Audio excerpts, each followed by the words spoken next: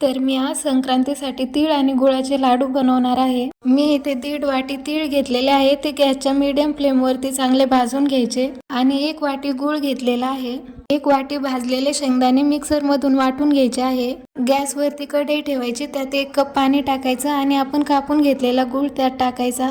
गुळ टाकल्यावर चांगलं हलवून घ्यायचं। एक छोटी प्लेट घ्यायची, त्यात थंड पाणी घ्यायचं आणि तो पाक त्या प्लेटीत टाकायचा। पाक जेली सारखा झाला की लगेच तीळ आणि शेंगदाणे त्यात टाकून घ्यायचे। इथे गॅस बंद करून घ्यायचा। तीळ आणि शेंगदाणे गुळामध्ये चांगले मिक्स करून घ्यायचे। त्यानंतरची प्रोसेस लगेच करून घ्यायची। हाताला तूप लावायचं किंवा थंड पाणी लावायचं आणि त्याचे लाडू बांधून घ्यायचे। गरम असतानाच लाडू बांधायचे आहे।